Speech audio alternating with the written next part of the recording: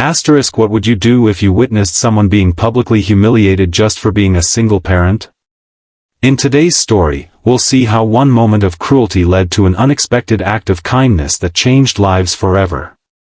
If this touches your heart, please hit that like button and subscribe to our channel for more inspiring real-life stories that remind us of the power of human connection. Asterisk. The whispers started the moment Marcus Jenkins walked into the elementary school auditorium, holding his daughter Lily's small hand in his own. He could feel the stares, the judgment, the subtle shifting of bodies as other parents created an invisible barrier around them. It was Parents' Day at Westfield Elementary, and the room was filled with mothers and fathers eager to celebrate their children's achievements. Marcus straightened his worn tie and smoothed down Lily's unruly curls. He had done his best with her hair that morning, watching YouTube tutorials before dawn, but the intricate braids he'd attempted had unraveled throughout the day. His daughter looked up at him with those big brown eyes, her mother's eyes, and squeezed his hand reassuringly. "It's okay, Daddy," she whispered, though it should have been him comforting her. "We don't need anyone else." But the truth was, they did. Ever since Vanessa had passed away from cancer 2 years ago, Marcus had been drowning. Working 2 jobs to keep a roof over their heads, learning to cook meals that weren't from a box, figuring out how to talk about periods and bras and all the things a growing girl would soon need to know. He was failing at most of it, but he showed up. Every day, he showed up. "Look at him," a woman's voice carried across the room, not quite quiet enough. "Couldn't even brush his daughter's hair properly. Some people just aren't cut out to be parents." Marcus pretended not to hear, but his shoulders stiffened. Lily's small face crumpled slightly before she forced a brave smile. "And where's the mother?" another voice chimed in. "Probably ran off. Can't blame her." The laughter that followed cut through Marcus like a knife. He considered leaving, taking Lily and walking out before the program even started. But that would mean missing her moment to shine in the school play she'd been practicing for weeks. He couldn't do that to her. "Let's find our seats, sweetheart," he said, guiding Lily toward the front where the children were supposed to sit. As they moved through the crowd, a tall man in an impeccably tailored suit stepped directly into their path. Marcus braced himself for more judgment, more cruelty. But the stranger's face held no mockery, only a warm smile that reached all the way to his eyes. "Excuse me," the man said, his voice carrying just enough to silence the nearby chatter. "You must be Lily's father. She's told me so much about you." Marcus blinked in confusion. "I'm sorry, do we know each other?" The stranger extended his hand. "James Harrington. I'm a benefactor of the school's arts program. Your daughter has quite the talent for painting. Her art teacher showed me her work last week when I visited."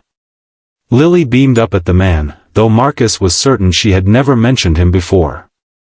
"Thank you, sir," Marcus said cautiously, shaking the offered hand. "Please, call me James," the man insisted, then turned to address the now silent crowd around them. "Everyone, if I could have your attention for a moment.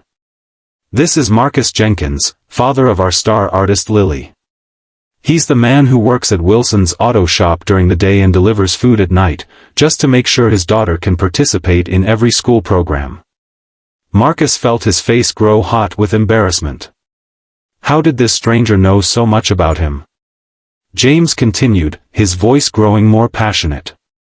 "This is the man who, after losing his wife to cancer, taught himself to braid hair by watching online tutorials.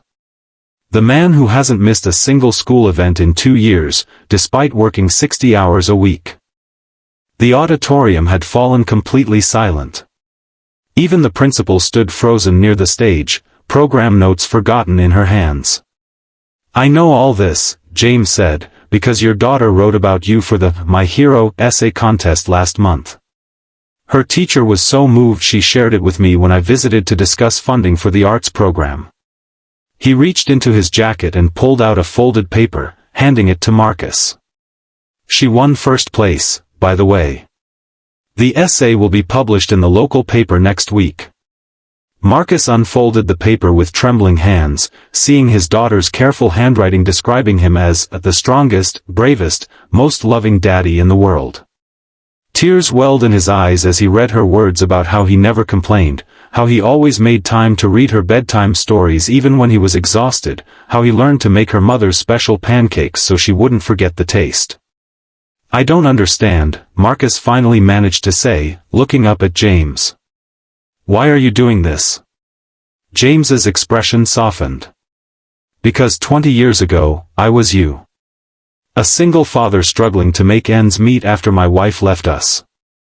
My son and I lived in my car for 3 months before a stranger gave me a chance, a job that changed everything. Now I own that company, and 40 others." He placed a hand on Marcus's shoulder. "Sometimes all we need is for someone to see us, really see us, when we're drowning." The woman who had mocked Marcus earlier pushed forward through the crowd, her face flushed with shame. "I'm sorry," she said quietly. "I had no right to judge you." Others began to murmur apologies as well, the mood in the room shifting from judgment to remorse. James addressed the crowd again. "We're quick to mock what we don't understand, to judge situations we know nothing about. But every single parent in this room is fighting battles we can't see. Some just have more resources than others." He turned back to Marcus. "Which brings me to my proposition. My company needs a new fleet manager. The position comes with flexible hours, full benefits, and twice what you're making now. The office is 3 blocks from this school." Marcus stared at him in disbelief. "But you don't even know if I'm qualified." James smiled. "Your current boss says you're the most reliable employee he's ever had.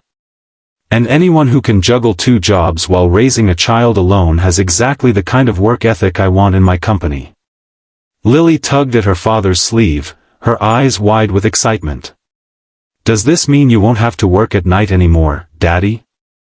We could have dinner together every day." The hope in her voice broke something open inside Marcus. He hadn't realized how much his absence had affected her, how she'd noticed every sacrifice. "If you'll accept my offer," James said, "there's also an apartment in my building that comes with the position. 3 bedrooms, walking distance to the school." The principal finally found her voice. "Mr. Harrington is our most generous donor," she explained to Marcus. "He's funded our art program, our computer lab, and our after-school care program." "Why me?" Marcus asked, still unable to process what was happening. James's expression grew serious. "Because talent and potential are equally distributed, but opportunity is not. And because 20 years ago, someone took a chance on me when everyone else saw a failure." He addressed the crowd once more. "We all have the power to lift each other up or tear each other down. Today, I'm choosing to lift. Who will join me?" One by one, parents stepped forward, offering support.